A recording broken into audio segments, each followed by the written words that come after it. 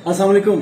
अगर आपका ad account बिल्कुल न्यू है या आपका बिजनेस बिल्कुल नया है और आप चाहते हैं कि बस बिल्कुल पहला ही एड आप रन करें, तो पहले या दूसरे एड में आपने इन 3 चीजों को कभी भी नहीं करना। सबसे पहला पॉइंट ये है कि जैसे ही आप एड अकाउंट बनाते हैं तो आपने कभी भी लीड या सेल्स की कैंपेन नहीं चलानी। सबसे पहली आपने कैंपेन चलानी है अवेयरनेस की। ये बहुत ज्यादा जरूरी है। जब अवेयरनेस की कैंपेन चलाएंगे तो आपने इसको तकरीबन कम से कम 4 से 5 दिन या 1 हफ्ता आपने जरूर रखना।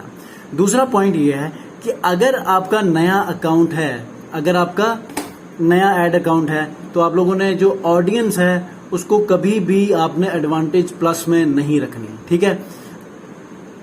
तीसरा पॉइंट ये है कि अगर आपका बिल्कुल ही नया अकाउंट है और आप चाहते हैं कि पहले जो 2 एड्स हैं वो फेसबुक ऑटोमेटिकली प्लेसमेंट को रखें, तो बहुत अच्छा होगा कि आप पहले 2 या 3 एड्स तक आप प्लेसमेंट जो